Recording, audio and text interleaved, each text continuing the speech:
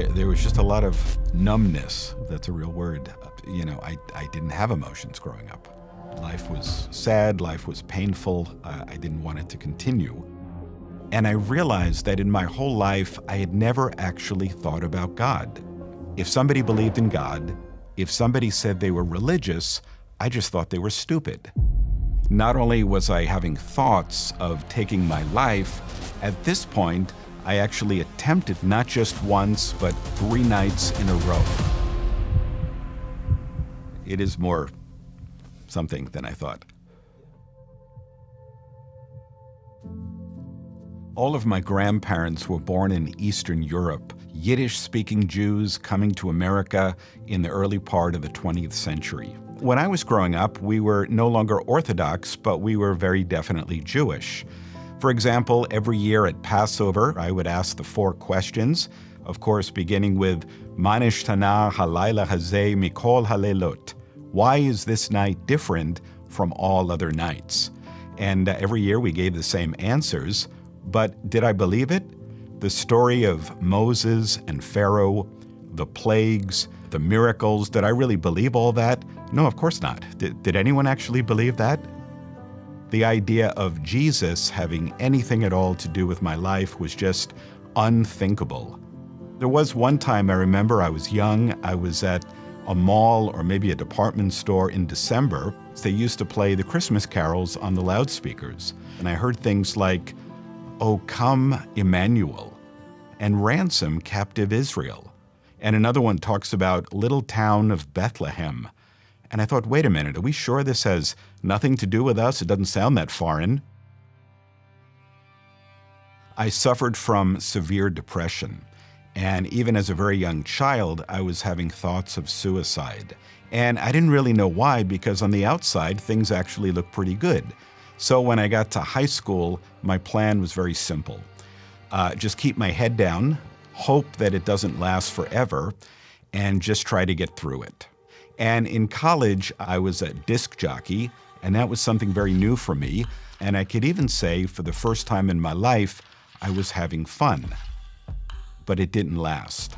I started having the old feelings and the old thoughts that I had when I was growing up. But now it was a little bit different, because not only was I having thoughts of taking my life, at this point, I actually attempted suicide, not just once, but 3 nights in a row by taking large amounts of pills and alcohol. After the 3rd night, I was found, and I was taken by ambulance to the hospital. It is more something than I thought. I went back home to New York, and while I was there, I learned some things about my family that I had never known before. For example, both of my grandfathers had actually committed suicide.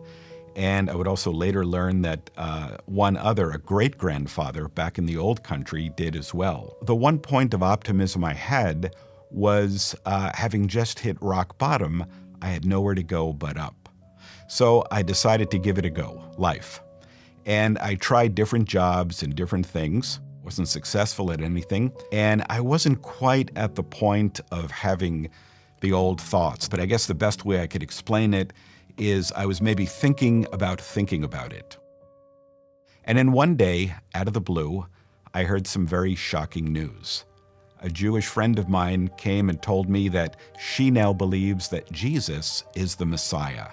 Right away, I started to say, what are you talking about? This isn't right. He's not for us. And by the next day, I realized I was very curious. And I realized that in my whole life, I had never actually thought about God. Prior to that, it was always very easy. If somebody believed in God, if somebody said they were religious, I just thought they were stupid. I wanted to begin at the beginning. So I started reading the book of Genesis. I read through it, I pored over it. All the while I was wrestling with the material. And by the time I finished the book of Genesis, I realized I was no longer just wrestling with an ancient text. I was wrestling with the living God. Now, my job that summer was selling ice cream from a cart right in the middle of New York City. So all day long I sold ice cream, and that gave me plenty of time to think about everything I was reading.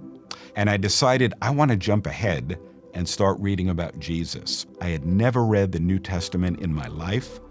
I had never been in a church for any reason. I knew about the Crusades and the Inquisition, and I knew about the blood libels and the pogroms, and obviously there's no good news in any of that. But now I'm going to the source. What in the world am I going to find in the pages of the New Testament? I'm now reading the story of a Jewish man who lived in a Jewish place and taught a group of Jewish followers and celebrated Jewish holidays and claimed to be the fulfillment of Jewish writings. On every single page of the New Testament, there is some kind of reference to Moses and the Jewish prophets. A number of times, Jesus had discussions with the leaders, and he was often calling them out for their hypocrisy. It was the same type of hypocrisy that I always assumed was part of all religion, but especially Christianity. So here I am kind of siding with him. And I thought, well, that's interesting. Might even be true, but I don't want it. So the only thing I knew to do was start reading it again. And I was about halfway through now for the second time, and there was a certain point of theology that I couldn't really grasp. And it dawned on me that maybe I don't need to have answers to every question today, but I wanted to take stock. Okay, what do I believe? I realized that at this point, I was reading no longer as an inquirer or as a skeptic. I was reading as somebody who was pretty much on board with the message. In other words, I believe this.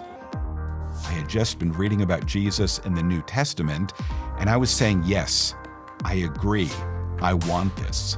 So I prayed. I need Jesus as my Lord and Savior. And God not only heard my prayer, He answered it immediately. And from that moment on, I became a new person.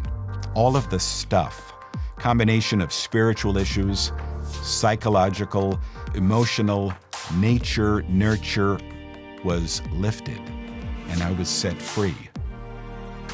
It's now been 37 years. I've had challenges like anyone else, but I could say in all this time, I have not once thought about suicide. It's not a fad. It's not a phase. He didn't come to turn bad people into good people. He didn't come to make us religious. He didn't even come so that people suffering from severe depression can feel better, although I could tell you that's a wonderful bonus. But ultimately, He came to give life to spiritually dead people. All of us, because of sin, have separated ourselves from God, and Jesus came to provide the unique solution. This is a message of hope in an otherwise hopeless world.